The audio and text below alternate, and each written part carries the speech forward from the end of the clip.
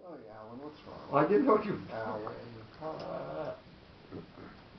No, but you didn't answer my question yet, did you? Also, with the mercha, also number 11, it would also be the case if one were to try to discover or predict the inborn characteristics or the number of your descendants as depicted by the directional shape of the reading mark. And again, this is likely tied to what's come from before. So looking at the features that God is instilling in the Jewish people, these are also things that have an innate sense of purpose to them and will be something that will stick with them to a good future, we should hope. Number 12, Zaracha, closing off the thought with the Tzipcha, and a slight pause afterwards. Your seed, number 12, your seed could not be expressed or compared with any numbers, neither by quality nor quantity, as signified by the closing shape of the reading mark. So the features that they've got are going to both exceed in quality and in quantity. And I really don't know of any other interpreter who feels that this sentence is talking about qualities that the people of Israel are endowed with. Really, everybody else is focused on the quantity because of limot, to count. Everybody else is focused on the concept of numbers. But here, because of Visamti with its own sentence, all of a sudden we have to talk about inherited qualities as well. And it really gives us a different way of approaching this pasuk. I don't think he's unique in that. I mean, nothing against your brother, but a lot of people don't. I mean, it can't be a numbers thing because the Jews have never been a numbers thing. I mean, I think there are midrashim that refer to the other aspect, I believe. Okay. Yeah, Not Parshat. No, Hirsch. Yeah, Hirsch, yeah. For sure. But also in terms of numbers, if you take the Jews around for 3,600 years, at any one time there may not have been vast numbers, but if you take the sum the total, Chinese have been that doesn't help us. the Chinese are the Jews of the East. I don't know. There's never a numbers thing. I think it's more the same way you can't count. It's not that they'll be as numerous as the sand, as the dust. The same way you can't count sand, you can't sort of pigeonhole Jews. More on that. It's because you can't count it. You know what I mean? More along those lines. Not that the Jews will be as numerous as the dust, because you can't count the dust. The same way you can't count the dust, you can't. So you're saying there's going to be an inscrutable quality about them. Something like that. More than count. I mean, it can't be the numbers thing. Not related to what He's even saying that you can't this Pirush is. It doesn't raise the question, which is never. What? But again, we get right, number so one. Well, that was Number one, we get in the Tochecha that if you turn away, I'm going to leave you bimtei ma'at. I'm going to leave you not to be numerous. Why? Tachat asher hayitem kechochvei hashamayim laro. Even though before you had this ability to continue to be innumerable, if you turn away, if you abandon your heritage, if you abandon the things that he's putting into you, then you're going to be cursed as to not have the ability to fulfill that. But even without the curse, he says, so I didn't choose you because of your it's numbers. written into Tochecha that that's what's going to happen and why. The concept of Yemot HaMashiach certainly says that everybody on earth will have that influence spread over them.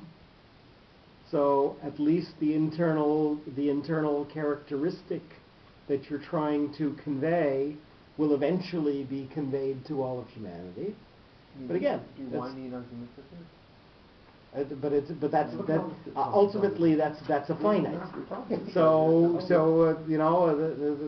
the question is, when you get an something that's infinite and you're trying to pack it into something that's finite, ultimately you can count every person on earth.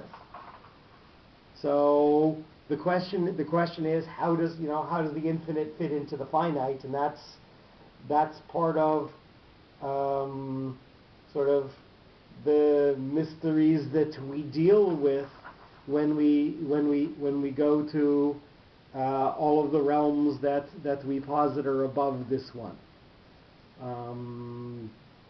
And it is one of the concepts that Judaism struggles with. How do you deal with the infinite when your mind and all your senses are focused on the finite? And again, it is a point of contemplation. Is it that you're going to give something that's going to be that you're going to give something to society that is eternal, that will continue on?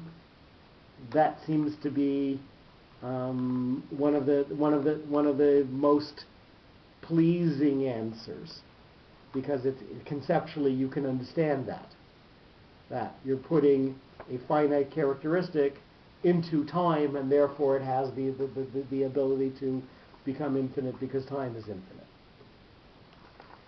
In any case, we will go on. Yimaneh will be counted with the stabilizing pasuk. So again, this word is going to stand by itself. Sorry, we had a couple of notes on Zaracha.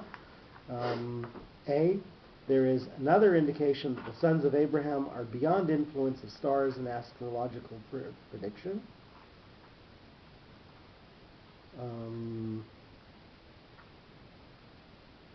And B, there is another indication of Tchiyat HaMetim. So that's the concept that we talked about, that in order to have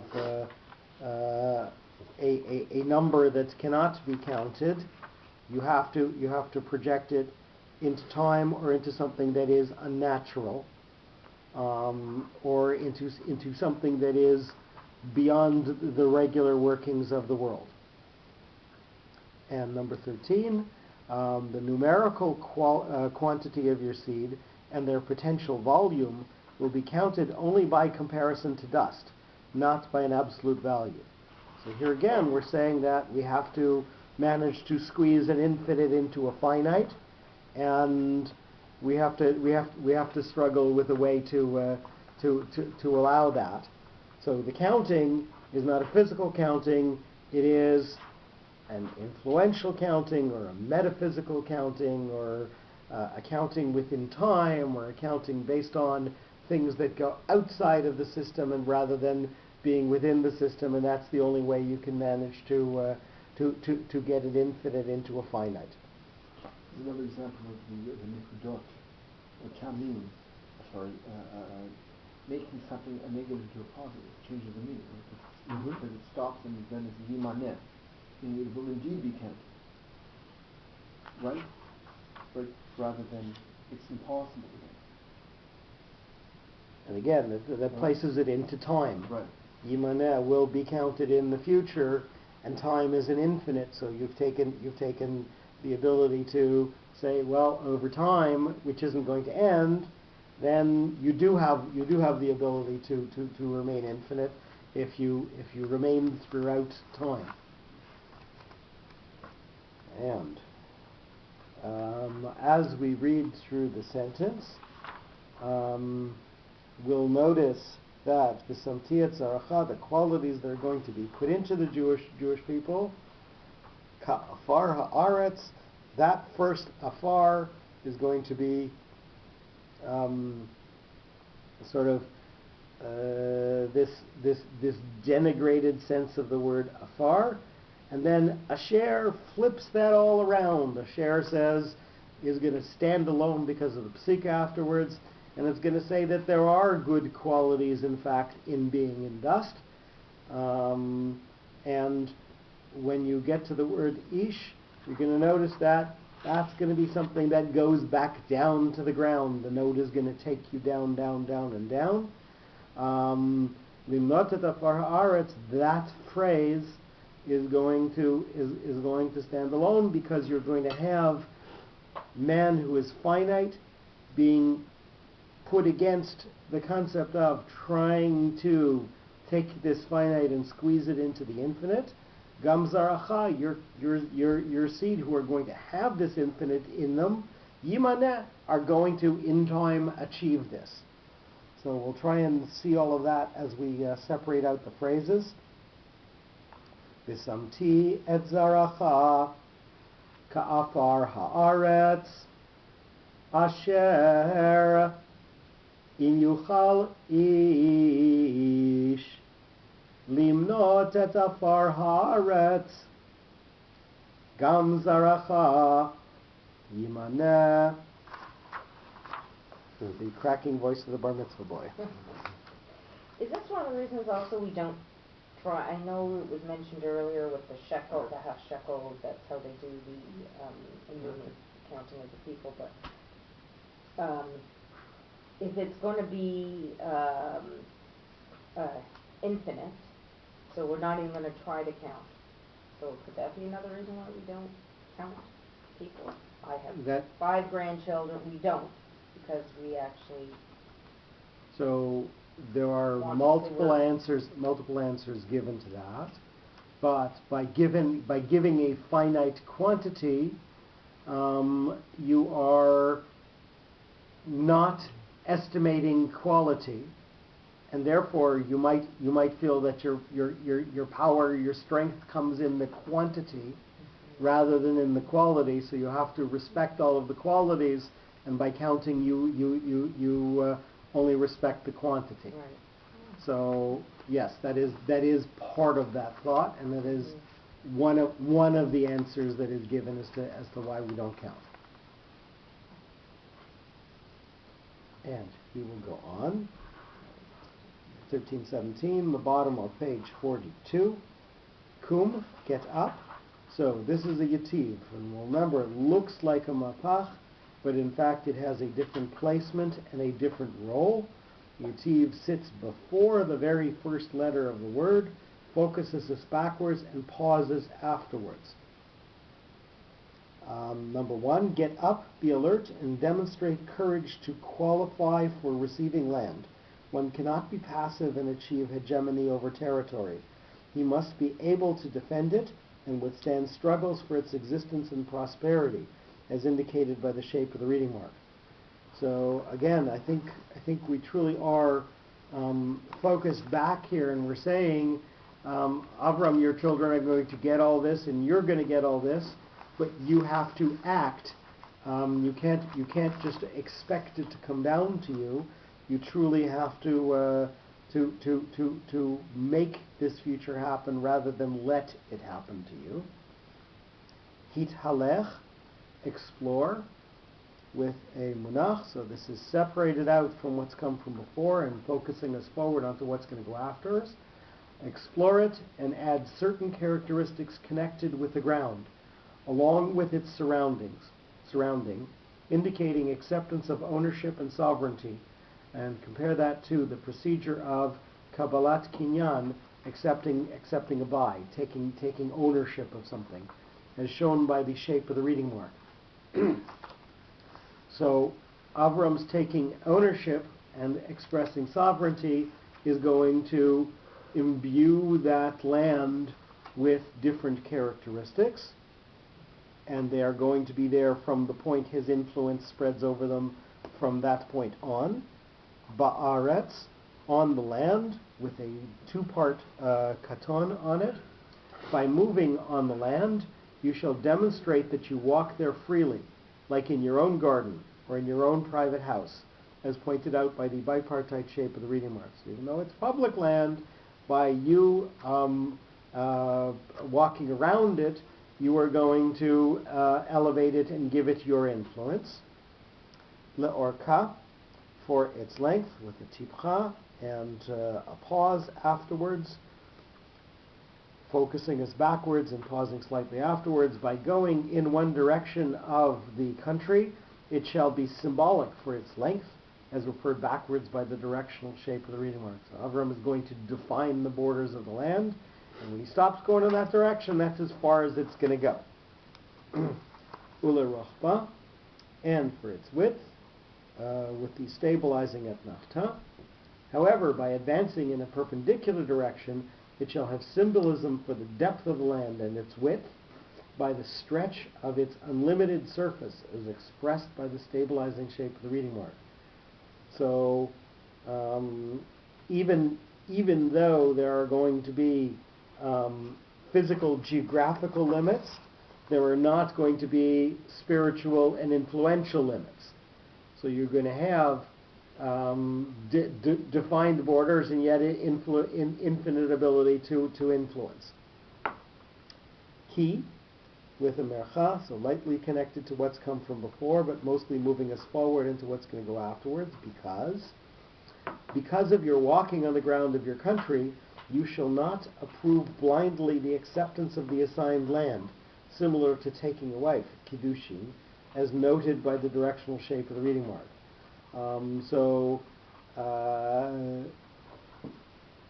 You will be aware of what you are taking possession of, and you will do it, and you'll do it knowingly.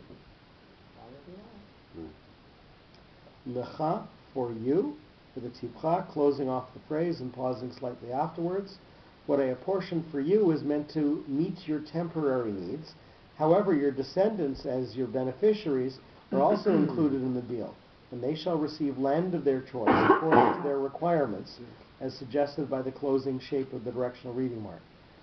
So, what is your portion and what your children are going to inherit will be enough to satisfy your needs and their needs at the time. Etnena, I will give it, with the stabilizing sof pasuk. Therefore, for the present time, I will give it without firmly established borders, and they will be adapted as the circumstances and need arise. So, what God is giving, God controls, and therefore that word sort of again stands alone, just like our yimaneh at the end of the last sentence, but that's sort of part of the infinite. Here we've also got an indefinite or an infinite that's sitting into what God is actually going to give. And we have a side note at the end of the Sidra. The Zohar indicates that other powers will temporarily occupy the land, so other nations, when their mandate expires. Struggles and arborized fights will erupt to prevent the return of the qualified owner of his own property. This view is elaborated further at the end of the text, Sidra 21:1. I do not anticipate any comments. I may only say that the respective texts of the Zohar require a specific adaptation for understanding. An amateur who understands the Zohar only worldly will be wordly, yes, so directly by word, only wordly, will be colorblind in the quintessence of the message and proceed in total darkness. So we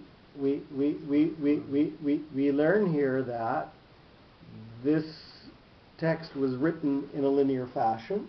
It was written as he's going parsha to parsha to parsha, and he's not necessarily going to go back later and come back to what he did and re-edit over it. Who was it? Hashem? No, Dr. Seaman. Oh.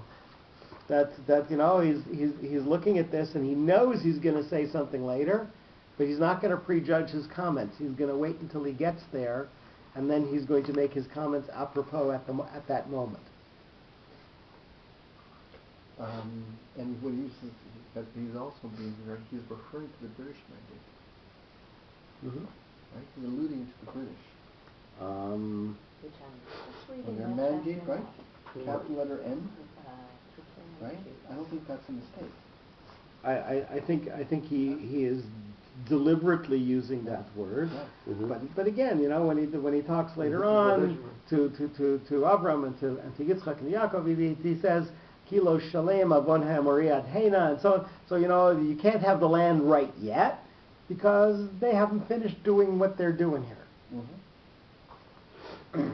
I've never seen the word arborize before. I just looked it up. Mm-hmm.